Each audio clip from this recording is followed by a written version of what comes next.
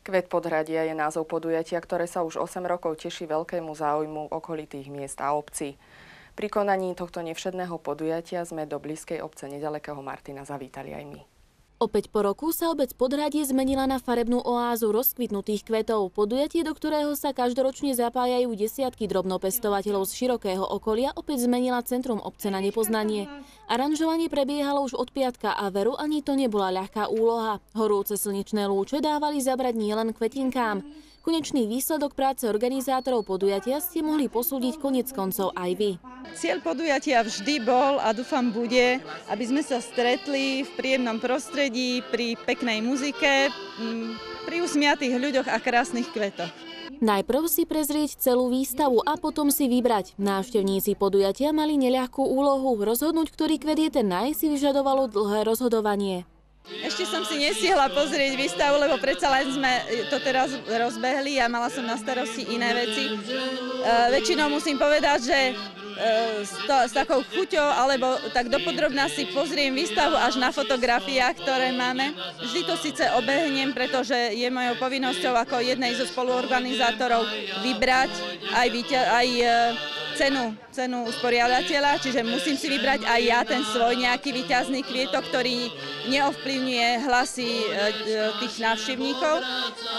Ale vždy to je také, že prebehnem, ešte som teraz nebola. Ale všimla som si, že sú tu krásne, ako inšpiratívne veci, že ľudia sa snažia a z roka na rok teda vymýšľajú úplne úžasné veci. Už niekoľko rokov bola viac menej víťazkou, skoro vždy na prvom mieste u nás, Naďa Fizelová. A ako si sa rozhodla, že toho roku nebude súťažiť, aby teda prenechala tento priestor aj iným, ale napriek tomu tá láska k tomu aranžovaniu jej nedala a je to teda moja kamarátka. Takže mesiac sem chodila a sadila a aranžovala, takže vlastne všetko, čo tu je nesúťažne, tak to sú všetko výtvory Naďky Fizelovej zo Sklabine. Organizátori sa snažia každý rok oceniť nielen najlepších, ale rovno všetkých vystavovateľov. Ani tento rok tomu nebolo inak a pripravené boli dary v hodnote viac ako 450 eur. A síce bolo vystavovateľov tohto roku o niečo menej, z krásy 8. ročníka ubrané nebolo. Predsa len jar bola, aká bola, bolo počasie dosť zlé, čiže nevieme ešte naučiť ľudí, že nie len kvietok, ktorý kvitne momentálne, je pekný kvietok, tá rastlinka stačí, keď je pekne upravená, keď je zdravá a ukáže pekne, ale každý chce doniesť ten ako vlastne víťazný kvietok pravdepodobne. 8.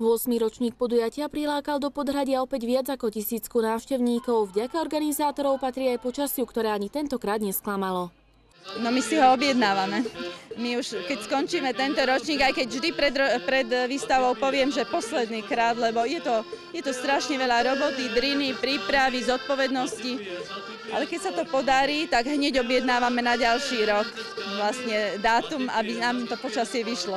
Pre návštevníkov podujatia bol opäť pripravený tradičný jarmok ľudových remesiel, nasýtiť ste sa mohli podhradským či poľovníckym guľášom a nechýbali ani vystúpenia folklórnych súborov a súťaže pre deti. Už 2 roky robíme aj priedomia. Toho roku nám vlastne pribudlo priedomie kováčské, tým všetkým, čo tu sú, teda ovčiarske, tkáčske, záhradnícke, poľovnícke, kováčske, tie aranžované rezané kvety a chovateľské priedomie. Takisto pokračujeme v galérii, ktorú sme minulý rok začali. Tam toho roku má autorskú výstavu pán doktor Prostredný, Jan Prostredný. Takže jeho obrazy sú tam obrazy našich žiakov základnej umeleckej školy, aj detí, aj dospelých a okrem toho súťažná výstava fotografií.